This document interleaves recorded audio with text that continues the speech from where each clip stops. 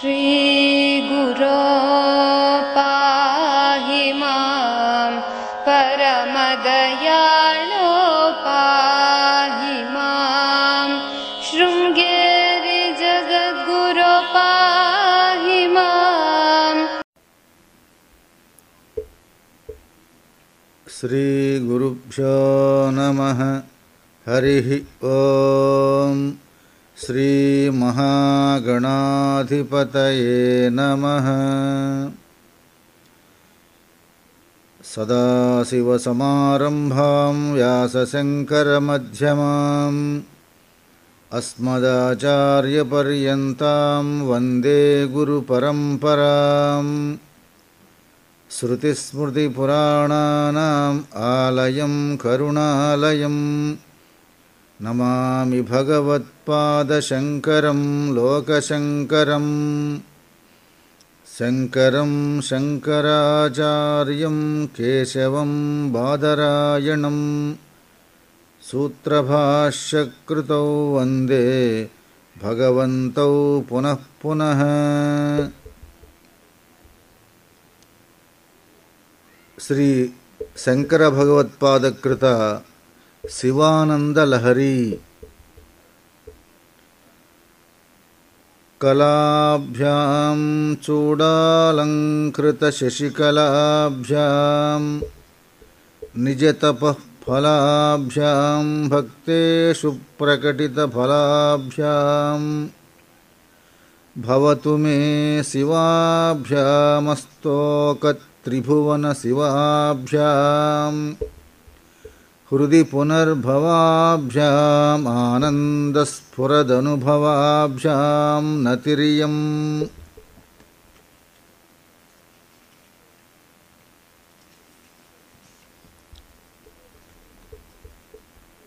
गळन्ति शम्भो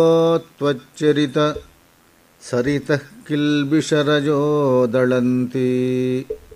धीकुल्यासरणिषु पतन्ति विजयताम् दिशन्ति संसारभ्रमणपरितापोपशमनं वसन्ति मच्चेतो हृदभुवि शिवानन्दलहरी। त्रयीवेद्यं हृद्यं त्रिपुरहरमाद्यं त्रिनयनं जटाभारोदारं चलदुरगहारं मृगधरं महादेवं देवं मयि सदयभावं पशुपतिं चिदालम्बं साम्बं शिवमतिविडम्बं हृदि भजे। सहस्रं वर्तन्ते जगति विबुधा क्षुद्रफलदा न मन्ये स्वप्ने वा तदनुसरणं तत्कृतफलम्। हरिब्रह्मादीना निकटभाजामसुलभम् चिरं याचे शम्भो शिव तव पदाम्भोजभजन। श्रुतौ शास्त्रे वैद्ये शकुनकविता गानभणितौ पुराणे मन्त्रे वा स्तुतिनटन हास्येष्वचतुरः राज्ञां प्रीतिर्भवति मयि कोऽहं पशुपते पशुं मां सर्वज्ञ प्रथितकृपया पालय विभो। घटो वा मृत्पिण्डो वा श्यणुरपि च धूमोऽग्निरचलः पटो वा तन्तुर्वा परिहरति किं घोरशमनं वृथा कण्ठक्षोभं वहसि तरसा तर्कवचसा पदाम्भोजं शम्भोर्भज परमसौख्यं व्रजसुधीः। मनस्ते पादाब्जे निवसतु वचस्तोत्रफणितौ करश्चाभ्यर्चायां श्रुतिरपि कथाकर्णनविधौ तव ध्याने बुद्धिर्नयनयुगलं मूर्तिविभवे परग्रन्थान् कैर्वा परमशिव जाने परमतः यथा बुद्धिस्सुक्तौ रजतमिति काचास्मनि मणिर्जले पैष्टे क्षीरं भवति मृगतृष्णासु सलिलम् तथा देवभ्रान्त्या भजति भवदन्यं जडजनो महादेवेशं त्वां मनसि च नमत्वा पशुपते गभीरे कासारे विशति विजने घोरविपिने विशाले शैले च भ्रमति कुसुमार्धं जडमतिः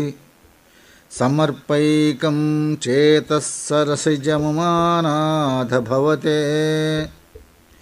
सुखेनावस्थातुं जन इह न जानाति किमहो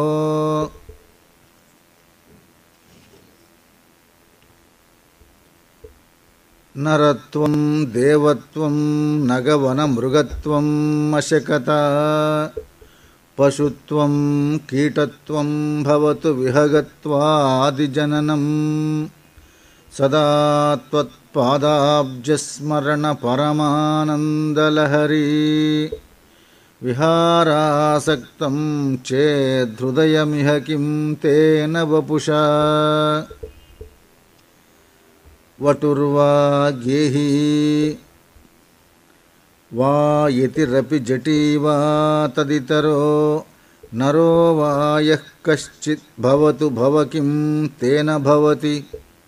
यदीयं हृत्पद्मं यदि भवदधीनं पशुपते तदीयस्त्वं शम्भो भवसि भवभारं च वहसि गुहायां गेहे वा बहिरपि वने वाद्रिशिखरे जले वा वह्नौ वा वसतु वसते किं वद फलं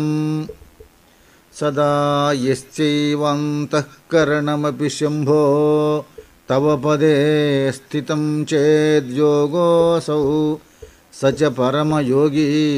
स च सुखी असारे संसारे निज भजन दूरे जडधिया भ्रमन्तं मामन्धं परमकृपया पातु मुचितं मदन्यः को दीनस्तव कृपणरक्षाति निपुणः त्वदन्यः को वा मे त्रिजगति शरण्यः पशुपते प्रभुस्त्वं दीनानां खलु परमबन्धुः पशुपते प्रमुख्योऽहं तेषामपि किमुत बन्धुत्वमनयोः त्वयैव क्षन्तव्याः शिव मदपराधाश्च सकलाः प्रयत्नात् कर्तव्यं मदवनमियं बन्धुसरणिः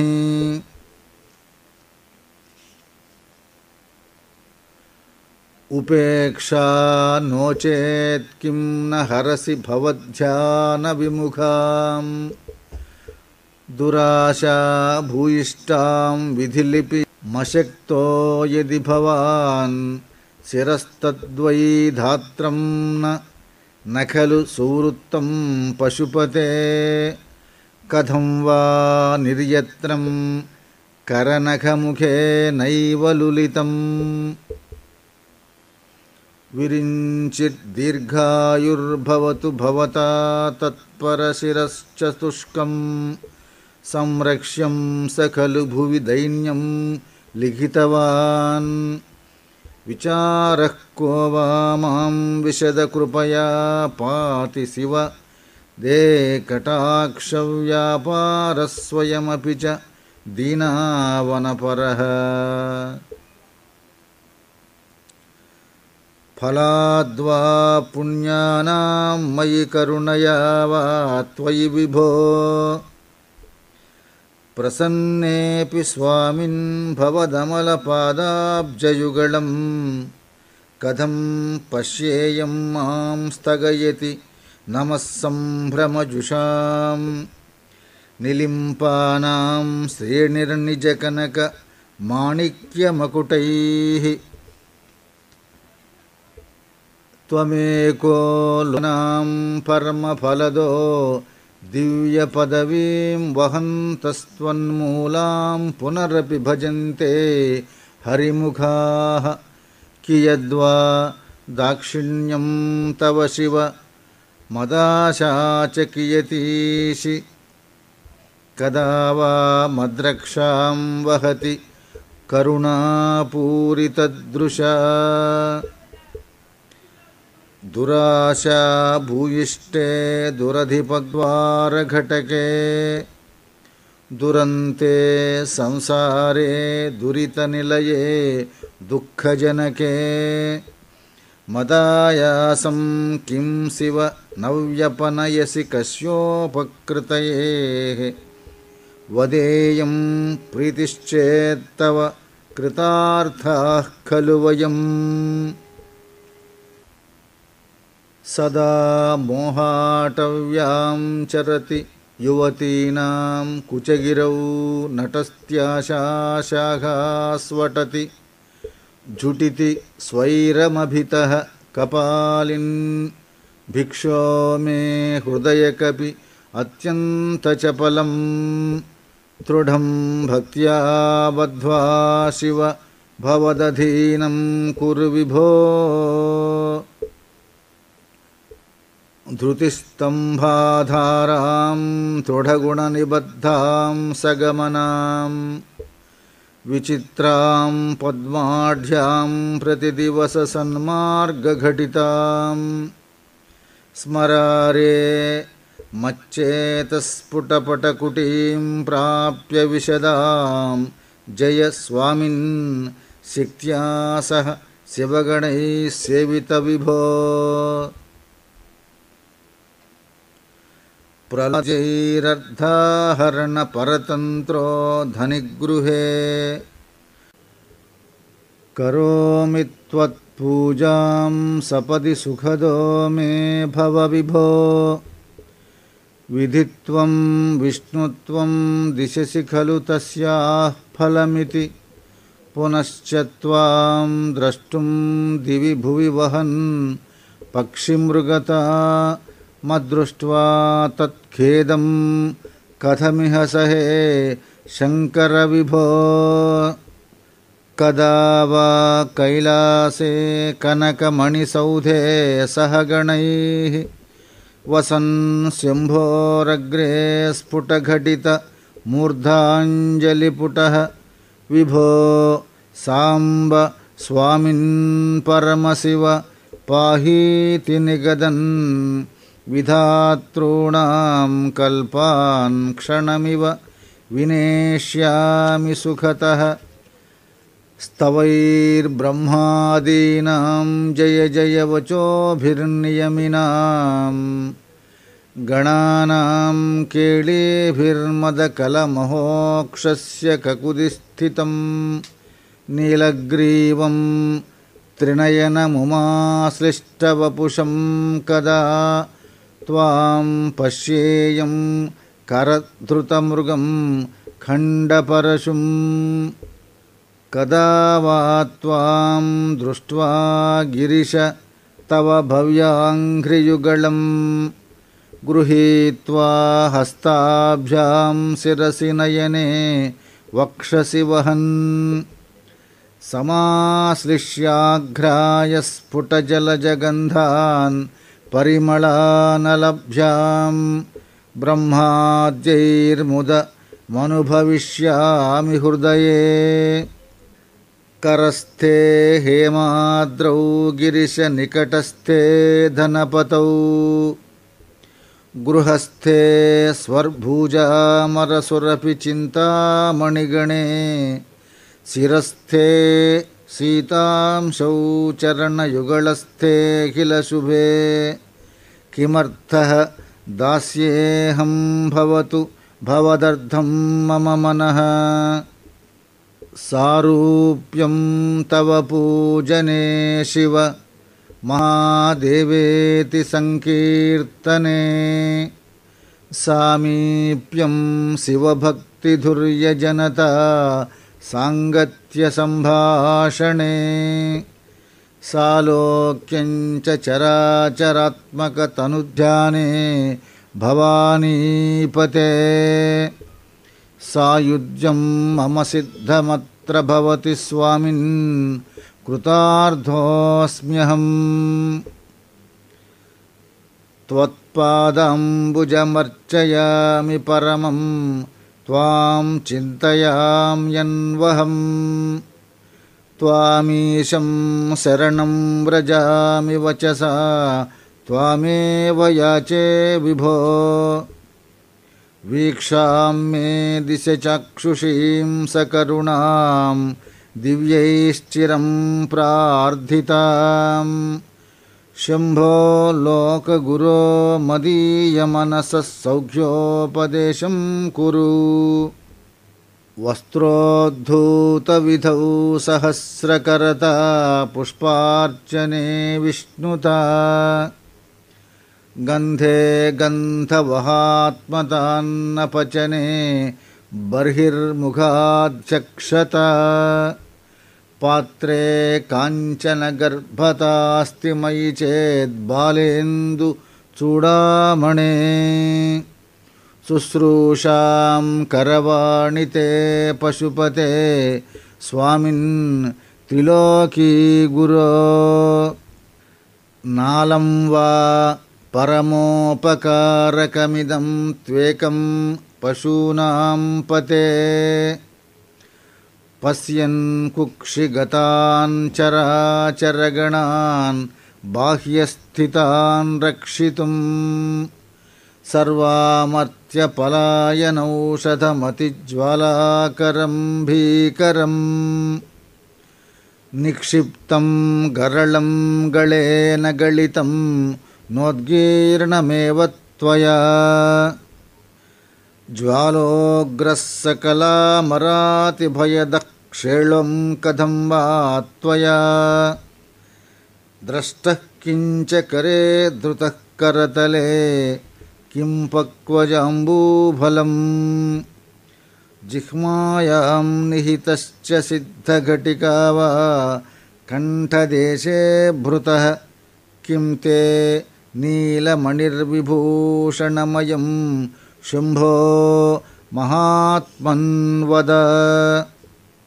नालं वा सकृदेवदेव भवतः सेवानतिर्वानुतिः पूजा वा स्मरणं कथाश्रवणमप्यालोकनं मां दृशां स्वामिन्नस्थिरदेवतानुसरणा यासेन किं लभ्यते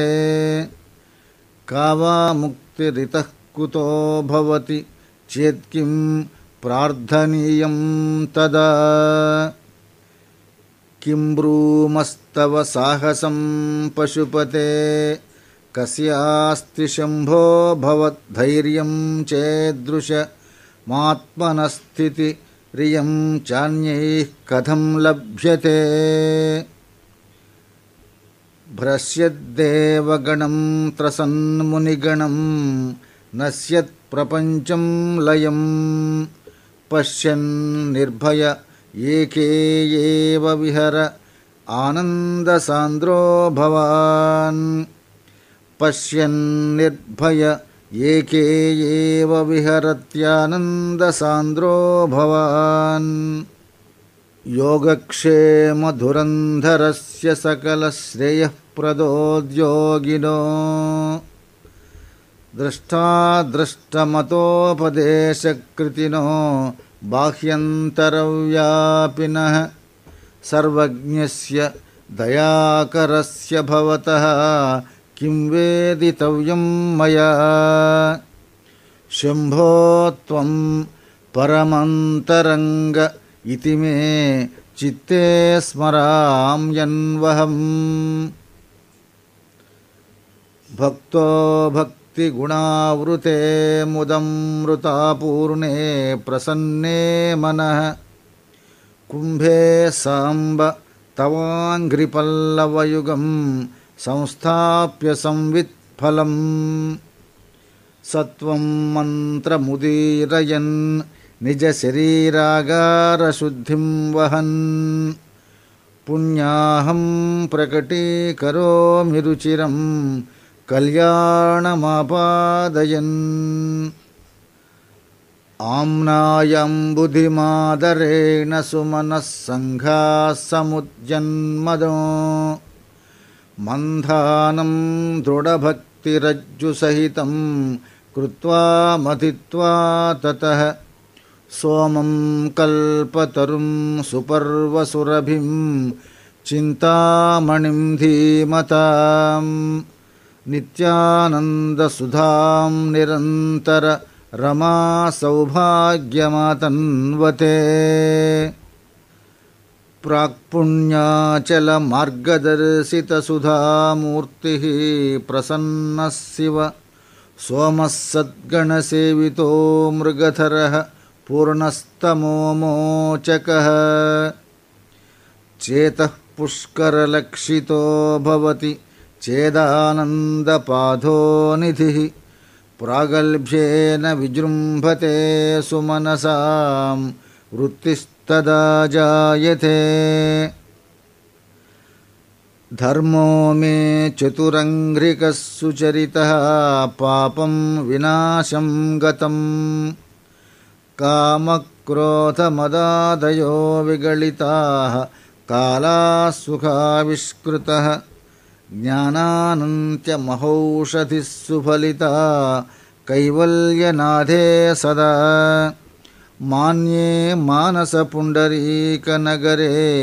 राजावतंसे स्थिते धीयन्त्रेण वचो घटेन कविता कुल्योपकुल्याक्रमैरानीतैश्च सदाशिवस्य चरिताम्भोरासि दिव्यामृतैः हृत्केदारयुताश्च भक्तिकलमाः साफल्यमातन्वते दुर्भिक्षान्मम सेवकस्य भगवन् विश्वेशभीतिः कुतः पापोत्पातविमोचनाय रुचिरैश्वर्याय मृत्युञ्जय स्तोत्रध्याननतिप्रदक्षिणसपर्यालोकनाकर्णने जिह्वाचित्तशिरोङ्घ्रिहस्तनयनश्रोत्रैरहं प्रार्थितो मामाज्ञापय तन्निरूपाय मुहुर्मामेव च गाम्भीर्यं परिघापदं घनधृतिः प्राकारवुज्जद्गुणस्तोमश्चाप्तबलं घनेन्द्रियचयो द्वाराणि देहस्थितः विद्यावस्तु समृद्धिरित्यखिलसामाग्री समेते सदा दुर्गातिप्रिय देव मामक मनो दुर्गे निवासं कुरु मामक मनो दुर्गे निवासं कुरु मा गच्छस्त्वमितस्ततो गिरिशभो मय्येव वासं कुरु स्वामिन् आदिकिरातमामक मनः कान्तार सीमान्तरे वर्तन्ते बाहुशो मृगा मदजुषो मात्सर्यमोहादयस्तान् हत्वा मृगया विनोदरुचिता लाभञ्च सम्प्राप्स्यसि करलग्नमृगः करीन्द्रभङ्गो घनशार्दूलविखण्डनोऽस्तजन्तुः गिरिशो विशदाकृतिश्च चेतः कुहरे पञ्चमुखोऽस्ति मे कुतोभिः छन्दश्शाखिशिखान्वितैर्द्विजवरैः संसेविते शाश्वते सौख्यापादिनि खेदभेदिनि सुधासारैः फलैर्दीपिते चेतः पक्षिशिखामणेत्यजवृथा सञ्चारमन्यैरलम् नित्यं शङ्करपादपद्मयुगळी नीडे विहारं कुरु आकीर्णे नखराजिकन्ति विभवैरुद्यत्सुधावैभवैः राधौ तेऽपि च पद्मरागललिते हंसौरजैराश्रिते नित्यं भक्तिवधूगणैश्चरहसि स्वेच्छाविहारं कुरु स्थित्वा मानसराजहंस गिरिजानाथाङ्घ्रिसौधान्तरे शम्भुध्यानवसन्तसङ्गिनि हृदारामेघजीर्णच्छदाः स्रस्ता भक्तिलताच्छटा विलसिता पुण्यप्रवाळश्रिताः दीप्यन्ते गुणकोरका जपवचः पुष्पाश्च सद्वासना ज्ञानानन्दसुधामरन्दलहरी संवित्फलाभ्युन्नतिः नित्यानन्दरसालयं सुरमुनिस्वान्ताम्बुजाताश्रयम् स्वच्छं सद्विजसेवितं कलुषहृत्स्वद्वासनाविष्कृतं शम्भुध्यानसरोवरं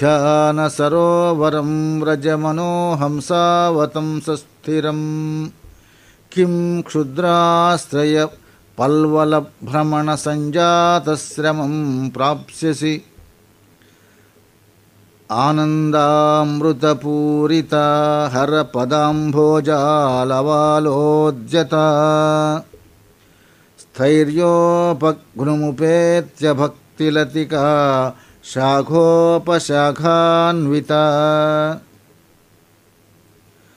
उच्चैर्मानसकायमानपटलीमाक्रम्य निष्कल्मषा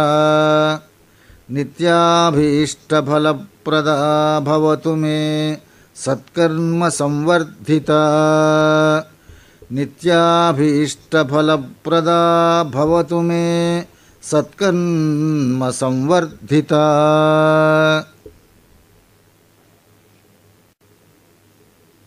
सन्ध्यारम्भविजृम्भितं श्रुतिशिरस्थानान्तराधिष्ठितं सप्रेमभ्रमराभिराममसकृत्सद्वासनाशोभितं भोगीन्द्राभरणं समस्तसुमनः पूज्यं गुणाविष्कृतं सेवे श्रीगिरिमल्लिकार्जुन महालिङ्गं शिवालिङ्गितं सेवे श्रीगिरिमल्लिकार्जुनमहालिङ्गं शिवालिङ्गितं भृङ्गिच्छानटनोत्कटः करिमदग्राहि स्फुरन्माधव ह्लादो नादयतो महासितवपुः पञ्चेषु नाचादृतः सत्पक्षः सुमनो वनेषु स पुनः साक्षान्मदीये मनो राजीवे भ्रमराधिपो विहरतां श्रीशैलवासी विभुः कारुण्यामृतवर्षिणं घनविपद्ग्रीष्मच्छिदाकर्मठम् विद्यासस्यफलोदयाय सुमनः संसेव्यमिच्छाकृतिम् नृत्यद्भक्तमयूरमद्रिनिलयं चञ्चज्जटामण्डलं शम्भो वाञ्छति नीलकन्धर सदा त्वं मे मनश्चातकः आकाशेन शिखी समस्तफणिनां नेत्राकलापी नतानुग्राही प्रणवोपदेशनिनदैः केकीति योगीयते श्यामां शैलसमुद्भवां घनरुचिं दृष्ट्वा नटन्तं मुदा वेदान्तोपवने विहाररसिकं तं नीलकण्ठं भजे वेदान्तोपवने विहाररसिकं तं नीलकण्ठं भजे सन्ध्याकर्मदिनात्ययो हरिकराघातप्रभूतानकध्वानो वारिदगर्जितं दिविशदां दृष्टिच्छटा चञ्चला भक्तानां परितोषबाष्पविततिर्वृष्टिर्मयूरी शिव यस्मिन्नुज्ज्वलताण्डवं विजयते तं नीलकण्ठं भजे यस्मिन्नुज्ज्वलताण्डवं विजयते तं नीलकण्ठं भजे आद्यायामिततेजसे श्रुतिपदैर्वेद्याय साध्यायते विद्यानन्दमयात्मने त्रिजगतः संरक्षणोद्योगिने ध्येयायाखिलयोगिभिः सुरगणैर्गेयाय मायाविने सम्यक् ताण्डवसम्भ्रमाय जटिने सेयं नतिशम्भवे नित्याय त्रिगुणात्मने पुरजिते कात्यायनी श्रेयसे सत्यायादिकुटुम्बिने मुनिमनः प्रत्यक्ष चिन्मूर्तये मायास्रष्टजगत्त्रयाय सकलाम्नायन्तसञ्चारिणे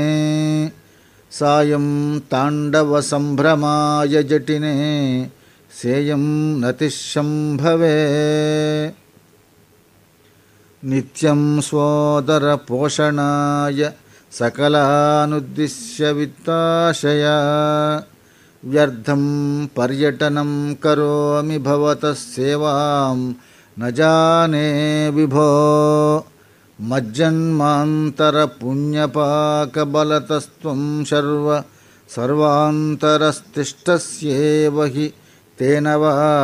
पशुपते रक्षणीयोऽस्म्यहम् एको वारिजबान्धवक्षितिनभो व्याप्तं तमोमण्डलम् भित्त्वालोचनगोचरोऽपि भवति त्वं कोटिसूर्यप्रभः वेद्यं किं न भवस्यहो घनतरं कीदृग्भवेन्मत्तमस्तस्सर्वं व्यपनीय मे पशुपते साक्षात् प्रसन्नो भव हंसः पद्मवनं समिच्छति यथा नीलाम्बुदं चातकः कोकः कोकनदप्रियं प्रतिदिनं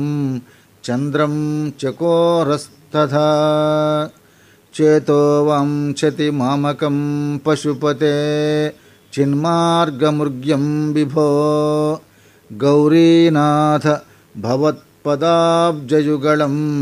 कैवल्यसौख्यप्रदं गौरीनाथ भवत्पदाब्जयुगलं कैवल्यसौख्यप्रदम् रोधस्थोय हृतश्रमेण पथिकश्चायान्तरोर्वृष्टितो भीत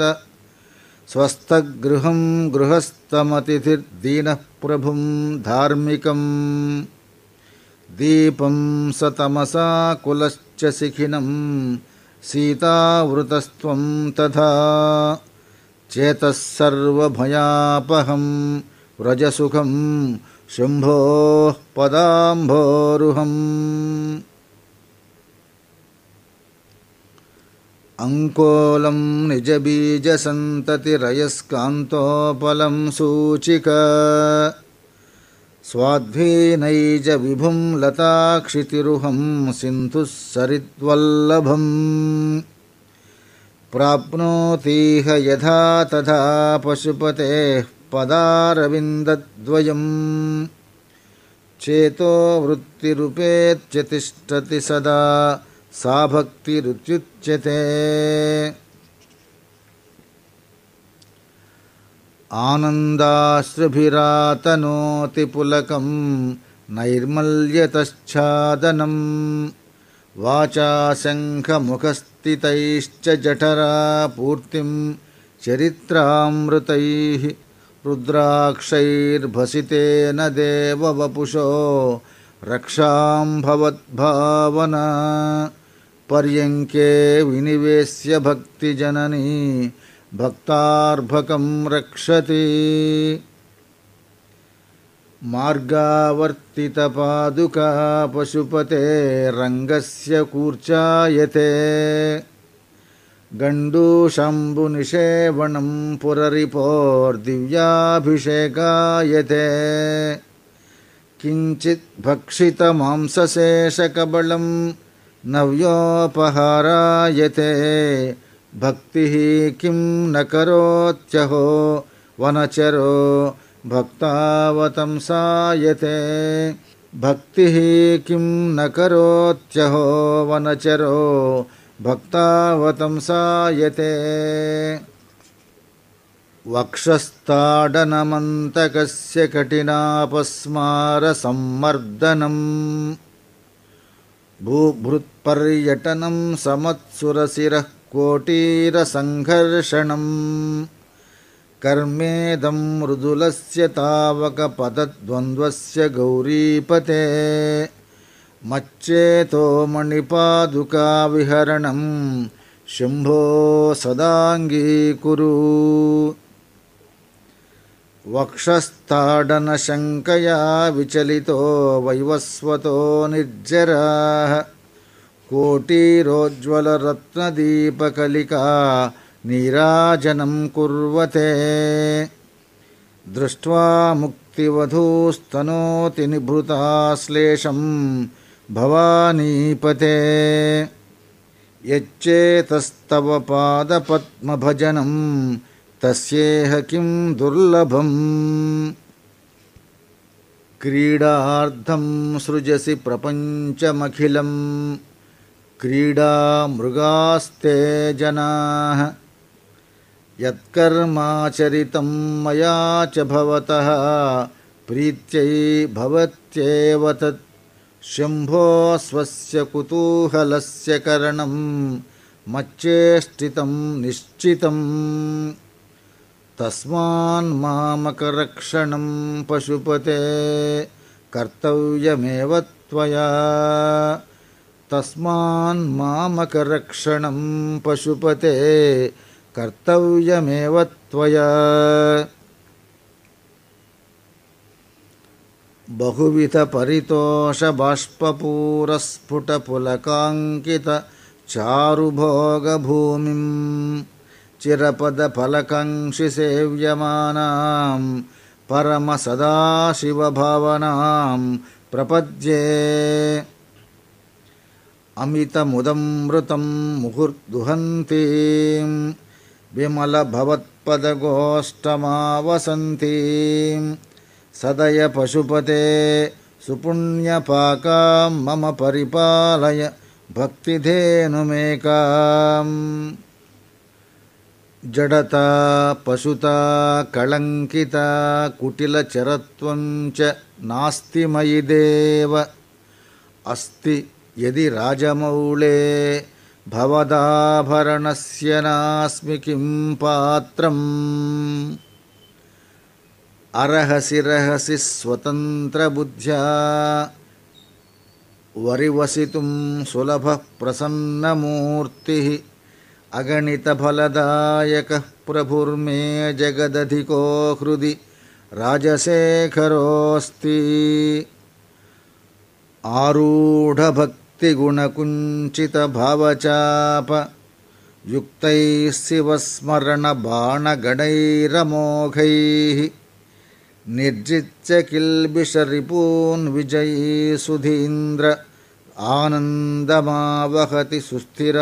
राज्यलक्ष्मीं ध्यानाञ्जनेन समवेक्ष्य तमः प्रदेशं भित्त्वा महाबलिभिरीश्वरनाममन्त्रैः दिव्याश्रितं भुजगभूषणमुद्वहन्ति ये पादपद्ममिह ते शिव ते कृतार्थाः भूदारतामुदवहज्जदपेक्षया श्रीभूदार एव किमतः सुमते लभस्व केदारमाकलितमुक्तिमहौषधीनां पादारविन्दभजनं परमेश्वरस्य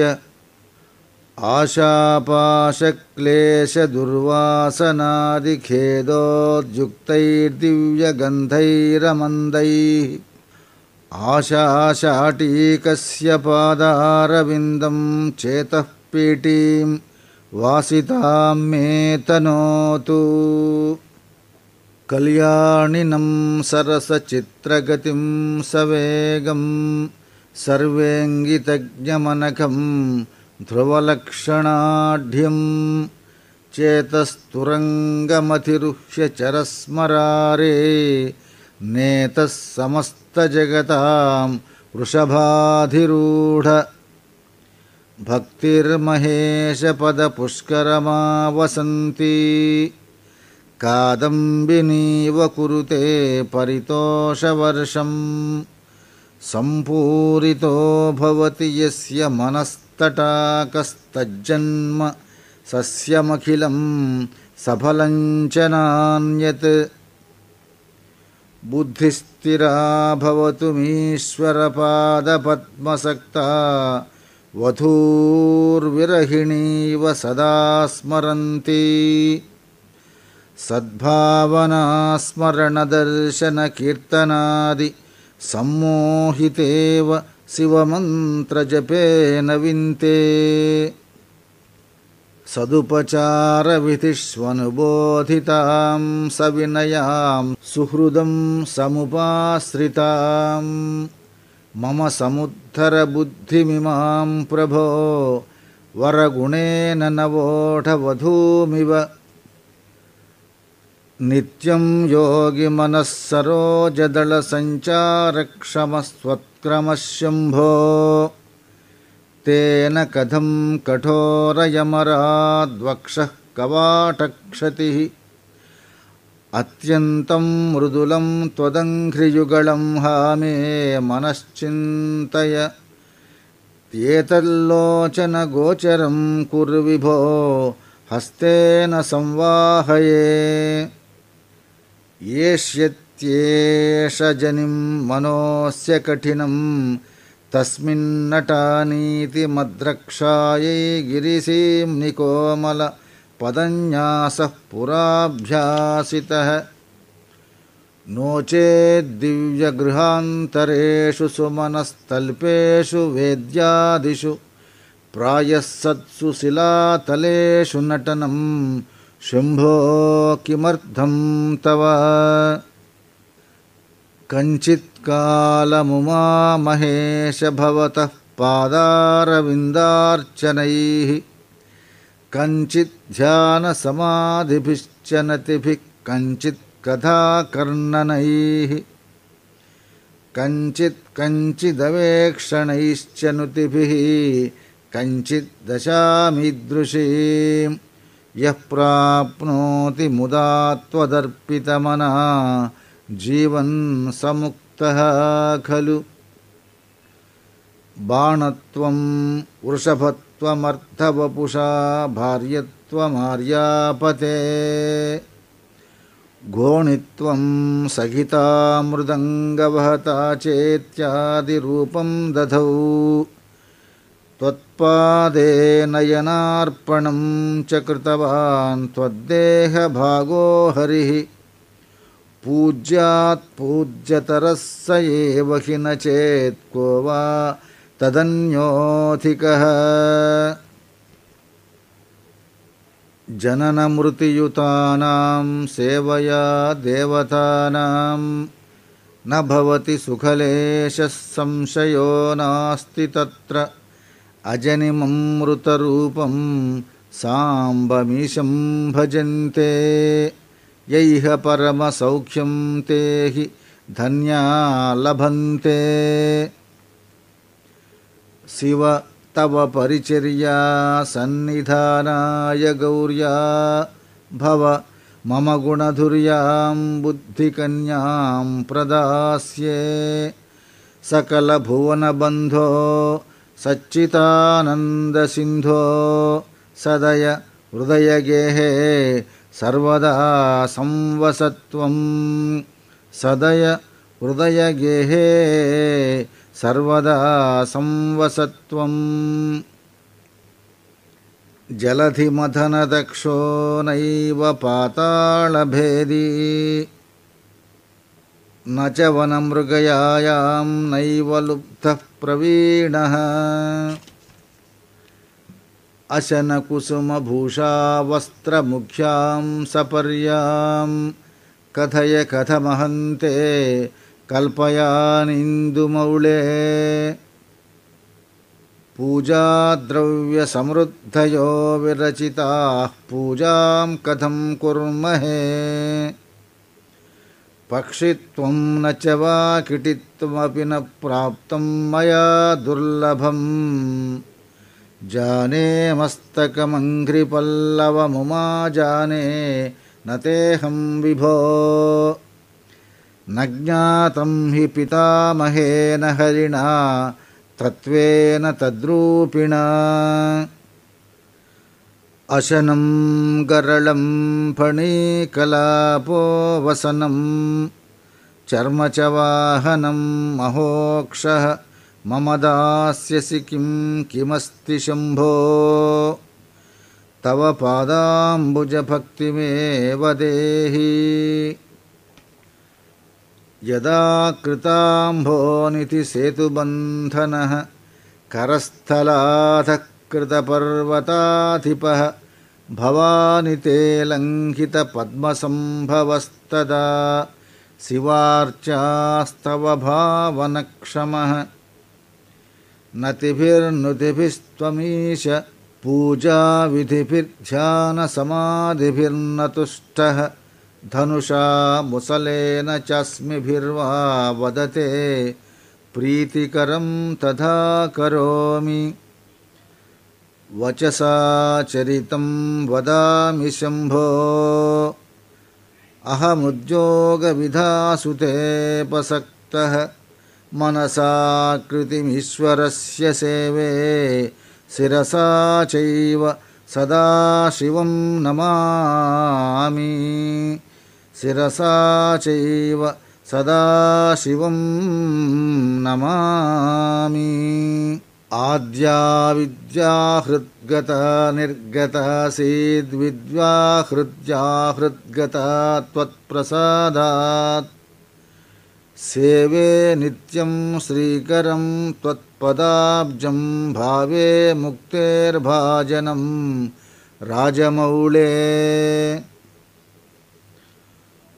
दूरीकृतानि दुरितानि दुरक्षराणि दौर्भाग्य दुःखदुरहङ्कृति दुर्वचांसि। सारं त्वदीयचरितं नितरां पिबन्तं गौरीश मामिह समुद्धर सत्कटाक्षैः। सोमकलाधरमौळौ कोमलघनकन्धरे महामहसि स्वामिनि गिरिजानाथे मामकहृदयं निरन्तरं रमताम्। सा रसना ते नयने तावेव करौ स एव कृतकृत्यः। या ये यौ यो भर्गं वद तीक्षेते सदार्चत स्मरति। अतिमृदुलौ मम चरणावति कठिनं ते मनो भवानीश। इति विचिकित्सां संत्यज शिव कथमासीद्गिरौ तथा प्रवेशः। धैर्याङ्कुशेन निभृतं रभसा दाकृष्य भक्तिशृङ्खलया पुरहर चरणालाने हृदयमदेभं बधान चिद्यन्त्रैः प्रचरत्यभितः प्रगल्भवृत्त्या मदवानेश मनःकरीगरीयान्